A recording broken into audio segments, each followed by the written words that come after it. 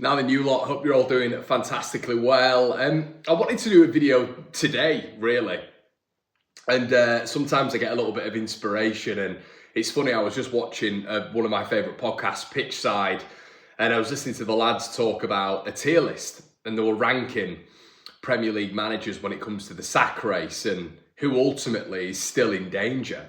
And it was interesting when they were looking at the specifics when it came to, they've tiered it basically. It's sacked in the morning, on thin ice, could go either way, secure.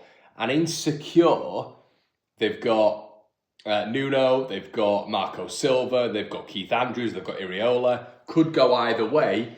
They've actually got Scott Parker and Rob Edwards, and I quite like the rationale for that, to be honest with you, because with Scotty Parker, it's like, will Alan Pace push that button at some point?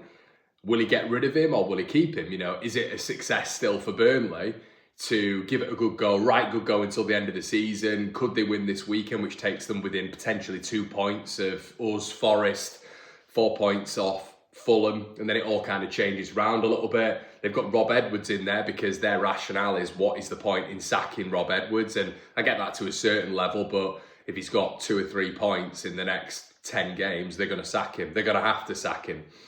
And then on thin ice, Dyche is in there, which I think is quite interesting because I think Dyche's had a really good start, but the rationale of Marinakis and how batshit, let me just move this in, but how, you know, out there he can be is probably quite good rationale. And on thin ice as well, just to prove it, here we go. On thin ice, there we go. Is Daniel Farke. And listening to neutrals I always find quite interesting when it comes to these sorts of things. And once again, their verdict on it is a week is a long time in football. And it is really, because you think about where we were after Forest and Brighton and Villa, and you're thinking to yourself, this guy cannot adapt. He won't adapt. And does he have the capabilities to be a Premier League manager? Now, I don't think a week changes it fully for me. Completely. It doesn't, because I think arguably this period coming up with Leeds United is more important because you've got games of which are vouched as winnable. You've heard Glasner come out today and say Daniel Munoz isn't going to be available for the Leeds game. He's a massive player for Palace, and I would actually say has been their player of the season so far. They've got 14 senior players to pick from over that 3-game week, including obviously European competition.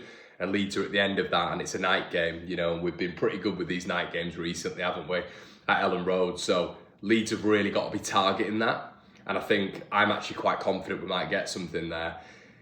But, you know, you do look at it and the whole on thin ice, I do think Farke is going to be in that bracket, because I still don't think there is assurance in the Leeds United board. It's just a feeling I get. But I'm not sure there's complete assurance that Daniel Farke is the man to take Leeds forward. We're all speculating and hypothesising really about Parag's face when it went to 2-0 and we're beating Chelsea and everybody was euphoric because we all want Leeds to win. And Parag's just sat there with the face of thunder. Then they went back to him again and he was sat there with the face of thunder again. And it was just interesting. And obviously, you know, there's nothing confirmed. It's not objectively true or anything like that. But I just wonder how this will go when it comes to Farke. Is it going to be a case of he gets something at Brentford, which we all want him to do? He shows signs of adaptation, because I think this Brentford game is going to test him in different ways. I think as much as I want to go to a 3-5-2, this might be the game of which Farke's going to have to adapt to Brentford, because Brentford have a certain style of play which... Do you need an extra centre back on the pitch, or do you need an extra forward? Would you go to a 4-3-3? But just stick by those base principles of going direct. But in this game in particular, you might have to, and this is where it really tests your coaching ability at Brentford, who haven't been beaten at there and have barely been beaten there really in 12 months. It really tests your ability because Brentford are going to set piece you. So then what do Leeds do to mitigate against that? Do you do set piece for set piece? Or do you utilise the build-up play? Do you encourage Leeds being on the ball? Because you can't just get rid of the ball all the time.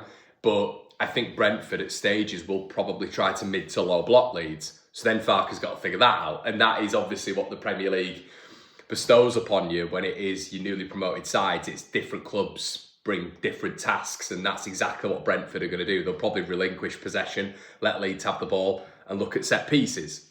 And who else do that? You know, that's Leeds United's game, isn't it? But with the likes of Coyote in there, Nathan Collins, Thiago, Atara, you know, they've got providers, but they've also got a real clinical nature. Van der Berg as well, they've got real clinical nature in the box. And as Keith Andrews has said today, you know, he does respect Leeds and how they've turned it around. But it needs to be long term, doesn't it? We've had an incredible 6 days when it comes to results. But now we're going into a period now where it's almost like we've had a period of which we didn't expect to get anything from. And now we're going into that point of which it's like, well, we have to get things from these games. We have to. So the pressure is interesting. And when these lads are talking about him being on thin ice, I do still think that. I don't think this week will have eradicated every single concern that the boardroom have with Daniel Farke. And I think it's another big game for him, because I do feel that maybe certain people in that boardroom, because of the leaks that we've heard for, you know, best part of 12 months now, and it's kind of like been, well, they've wanted to, or some people have definitely wanted to, and then the others have maybe pushed back on it when it's come to potential fan reaction. And it's just, I find it really interesting in terms of the board dynamics. I wish it wasn't like that, because I wish they were all sort of unanimous, but there's clearly a split in there.